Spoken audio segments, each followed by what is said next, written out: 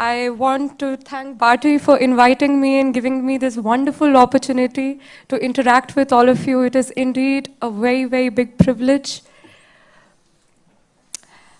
It has been said, and I'll say it again, I am because he was.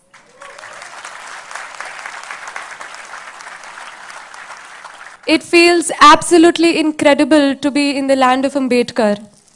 As we all know, it's UPSC, it's such a difficult examination. But if there was one thing which kept on pushing me, kept on inspiring me not to give up, it was Baba Sahib's struggle. His example was always right in front of me. When he could complete his education in the most depressing circumstances, when he did the struggle for me, why cannot I? He was not only the champion of the scheduled caste community, but anybody who was oppressed, who was marginalized, who was vulnerable. He was the first feminist of those times. It was he who said that the true measure of a country's progress is how much progressive its women are.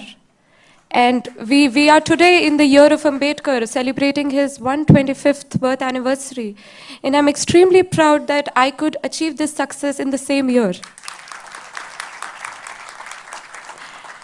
But yes, the struggle is not over, as all the officers over here pointed out.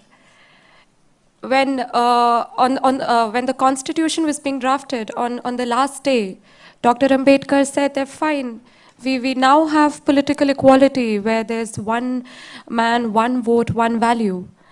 But when it comes to social equality, when it comes to economic equality, we're still far behind, and that is reality. We read the newspapers every day. We complain that the roads are not good. We breathe poisonous air. The government is not doing anything. Infrastructure is lacking. Educational opportunities are not enough. There's not enough job generation. But how many of us actually think of doing something about it? When most aspirants think of joining civil services, somehow we get attracted by the hype associated with it. Oh, Lal Batti. Oh, the social prestige. Oh, the power. Oh, the authority. But if this is what attracts you to the service, I think it'll stop motivating you after a while. When the journey is so difficult, you literally sacrifice 2 years of your life preparing for it. One year you will prepare, the next year you will sit for the exam, since the examination itself amounts to nearly a year. And if these are the things which attract you, then I'm really sorry, but they will not motivate you for long. But if you really have a vision, if you really feel about what's going around in the world, in the country, if you think that, yes, I see that this is wrong, but if I were in probably a position where I could make a decision to change things, then I would. If you have thinking like that, then yes, when you wake up every morning and you have to go through the same routine of studying 8, 9, 10 hours a day, it will keep you going. We complain that things are not as they should be.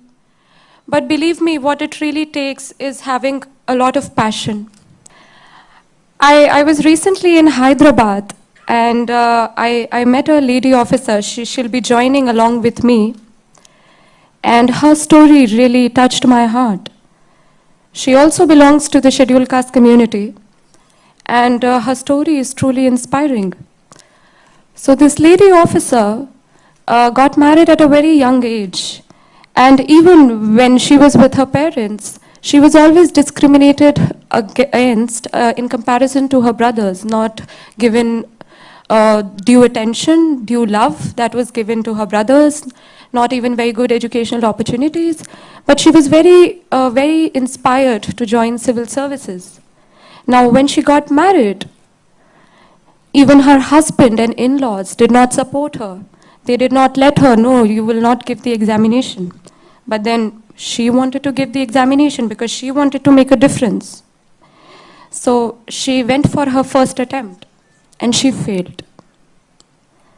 She had no support, neither from her own family or from her in-laws or her husband. She went for her second attempt. She failed. Her husband started living away from her. Nobody supported her. She went for her third attempt. She failed. Everybody used to, her relatives, her own parents, her husband, criticize her, emotionally abuse her. She had absolutely no support. Fourth attempt, she finally got selected into the Indian Foreign Services. And that's the passion we are talking about. That's the conviction we are talking about. That's what we are looking for. We are looking for extremely positive people who believe that change is possible, who believe transformation is possible, who believe that yes, I can do it, and yes, we can.